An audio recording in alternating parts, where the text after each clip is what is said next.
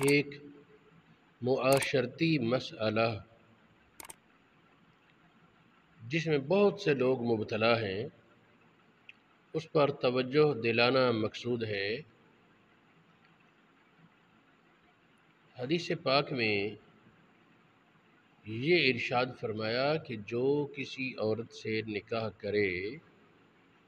اور مہر جو کچھ بتائے اس کی نیت یہ ہو کہ دینا نہیں، سارا یا کچھ۔ نبی پاک علیہ السلام نے فرمایا پھر وہ اسے ادا کیے بغیر مر جائے، تو اللہ رب العالمین کی بارگاہ میں وہ زانی کی حیثیت سے پیش ہوگا، زناکار کی حیثیت سے۔ یہ حدیث کئی کتابوں میں ثابت ہے۔ ہمارے معاشرے کا المیہ یہ ہے کہ نکاح میں عام طور پر مہر کی دو قسم کی جاتی ہیں، مہر معجل اور مہر مؤجل۔ مہر معجل عین کے ساتھ یہ تو موقع پر ادا کر دیا جاتا ہے، سمجھا جاتا ہے یہ دینا ہے، اور جو مہر مؤجل ہے حمزے کے ساتھ، ایک تو یہ لکھوا بہت زیادہ دیا جاتا ہے، اور دوسرا عملاً نیت یہ ہوتی ہے یہ دینا نہیں۔ لکھوانے والے بھی سمجھتے ہیں، لکھنے والے بھی، مقصد اس کا صرف یہ ہوتا ہے کہ اگر طلاق دے تو اسے ڈر ہو کہ یہ مار دینا پڑے گا، کہاں سے بھریں گے، تو ڈر کر وہ طلاق نہ دے، یہ ایک مقصد اس کا ہوتا ہے۔ لیکن جب اسے مہر کہہ رہے ہیں پھر وہ لازم تو ہوگا۔ ہاں، ایک تو ہے نیت ہو کہ دینا ہے، کوئی موقع بنتا ہے دے لیتے ہیں، یا فلاں وقت، یا آہستہ آہستہ تھوڑا تھوڑا کر کے دیتا رہے، وہ اور چیز ہے۔ ہمارے معاشرے کا المیہ یہ ہے کہ نیت سرے سے ہوتی ہے یہ دینا ہی نہیں، بلکہ بعض لوگوں سے تو کہا جائے تو وہ کہتے ہیں جی طلاق دینی ہے دے دیں گے، ہمیں کون پوچھنے والا ہے، نہیں دینا، دھڑلے سے۔ پھر جعل سازیاں بھی لوگ کرتے ہیں اس پر۔ کہنے کا مقصد یہ ہے کہ اگر نیت یہ ہو مہر کے تعین کے وقت متعین کر دیا، کہہ دیا، اور نیت یہ ہے کہ یہ دینا نہیں، تو سنیں نبی پاک علیہ السلام کے فرمانات اس کے بارے۔ دو باتیں یاد رہیں، ایک یہ کہ یہ بات کبیرہ گناہ ہے، شریعت نے کچھ گناہوں کو کبیرہ قرار دیا ہے، ان میں سے یہ ایک کبیرہ گناہ ہے کہ نکاح میں مہر مقرر کیا جائے اور نیت اس کے ادا کرنے کی نہ ہو۔ دوسری بات، یہ مسئلہ ذہن میں رہے کہ حدیث پاک نے آخرت کے حکم میں کہا ہے زانی،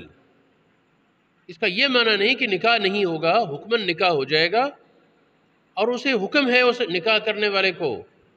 اس مرد کو، شوہر کو حکم ہے، اگرچہ اس کی نیت تھی کہ نہیں دینا تب بھی ادا کرے، ورنہ وہ گناہگار ہوتا رہے گا۔ اگر کسی کی نیت تھی ادا نہیں کرنا، پھر ادا کر دیا تو بری الذمہ ہو جائے گا۔ اس طرح علماء نے کہا کہ اگر وہ اکٹھے ادا کرنے کے بجائے مہر مؤجل کو، حمزے والے مہر مؤجل کو وہ یوں ادا کر لے کہ 6 مہینے بعد، 4 مہینے بعد، کبھی کوئی شادی آئی، کوئی خوشی غمی کا موقع آیا تو بیوی کو سوٹ لے کر دے دیا، اور اس میں نیت، بیوی سمجھے مجھے ویسے لے کر دے رہا اور اس کی نیت ہو کہ میں مہر میں دے رہا ہوں، تو اس کی گنجائش لکھی علماء نے کہ چلو حساب بری ذمہ ہونے کی کوشش کرے۔ لیکن جس طرح سرے سے ہوتی نیت ہے کہ کرنا ہی نہیں ادا، یہ تو پھر وہ حکمن زنا کے دائرے میں جانے کا اندیشہ ہے۔ یہ حدیثیں سنیں، ایک یہ حدیث ہے حضرت صہیب رومی سے، ان کو صہیب الخیر کہہ کر اس حدیث میں ذکر کیا گیا ہے، اچھا صہیب، نیک صہیب۔ ان سے یہ حدیث ہے، اس کے مختلف الفاظ ہیں۔ ایک ہے مرفوع حدیث ہے، ایما رجل، جو کوئی مرد اصدق امرأۃ صداقن، عورت سے مہر کا وعدہ کرے، مہر طے کر لے، واللہ یعلم انہ لا یرید اداءها، اللہ تعالیٰ جانتا ہے کہ اس کا ارادہ دینے کا کوئی نہیں، اس کو صرف دھوکہ دے رہا ہے، فغرها باللہ، اس کو شرعی حکم کی بنیاد پر دھوکہ دیا، اس جنسی تعلق باطل طریقے سے جائز سمجھ لیا، لقی اللہ یوم القیامت وہو زان، قیامت کے دن اللہ پاک کو وہ زانی ہونے کی حالت میں ملے گا، زناکار۔ یہ حدیث مسند احمد بن حنبل، شعب الایمان، سنن بہقی، مجمع الزوائد اور دیگر کتابوں میں موجود ہے۔ مجمع الزوائد کا حدیث نمبر ہے 7505۔ مسند احمد بن حنبل میں بھی یہ حدیث موجود ہے۔ اسی حدیث کے ایک اور عبارت ہے جس سے یہ سمجھا جائے گا کہ پورے مہر کے بجائے مہر کا کچھ حصہ دینے کے بارے ارادہ ہے کہ اتنا نہیں دینا، وہ بھی اسی کیٹیگری میں آئے گا۔ یہ حدیث کی عبارت ہے ایما رجل تزوج امرأۃ، جو مرد کسی عورت سے نکاح کرے، فنوا اللہ یعطیہا من صداقہا شیئا، نیت یہ ہے کہ اس کے مہر میں سے اسے کچھ حصہ نہیں دینا، ماتا یوم القیامت وہو زان، اور مر گیا، قیامت کے دن وہ اٹھایا جائے گا، جس دن مرا وہ زناکار کے حکم میں ہے اور اسی پر اٹھایا جائے گا قیامت کے روز۔ اس حدیث پاک میں یہ فرمایا۔ ایک اور حدیث ہے، وہ بھی صہیب سے، ایما رجل اصدق امرأۃ، جو کسی عورت سے نکاح کرے، نکاح میں مہر مقرر کیا، ہوا مجمع، اس کا پکا ارادہ ہے کہ نہیں دینا، تو اللہ پاک کو زناکار ہونے کی حالت میں ملے گا۔ یہ اس حدیث صہیب والی حدیث کے الفاظ ہو گئے۔ پھر یہ حدیث حضرت ابو ہریرہ سے بھی روایت ہے۔ ابو ہریرہ رضی اللہ تعالیٰ عنہ کہتے ہیں من تزوج امرأۃ، جو کسی عورت سے نکاح کرے مہر پر، وہو لا یرید ان یفی لہا بہ، اس کا ارادہ نہیں کہ ادا کرے گا۔ پہلی حدیث میں ارادہ تھا نہیں ادا کرے گا، یہاں دینے کا ارادہ نہیں، کوئی فائنل نہیں، بس نہیں دینا، ایک ہے نہیں دینا، ایک ہے دیکھی جائے گی جو ہوگا، دینے کا ارادہ نہیں، وہو زان، وہ زناکار ہے۔ یہ حدیث مسند بزار میں 2 جگہ موجود ہے، مجمع الزوائد میں 2 جگہ ہے، صحیح الترغیب والترہیب میں اس کی سند صحیح کے ساتھ یہ بیان ہے۔ ایک اور صحابی ہیں، یہ روایت ہے میمون کردی اپنے باپ سے روایت کرتے ہیں۔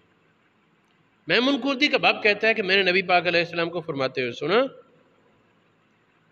جو مرد کسی عورت سے نکاح کرے، علامہ کل من المہر یا کثر، تھوڑا ہو یا زیادہ، لیس فی نفسی ان یودی الیہا حقہا، اس کے دل میں یہ نہیں ہے کہ اس کا حق ادا کرے گا، حق ادا کرنے کی نیت نہیں، خدعہا، اس کو دھوکہ دیا،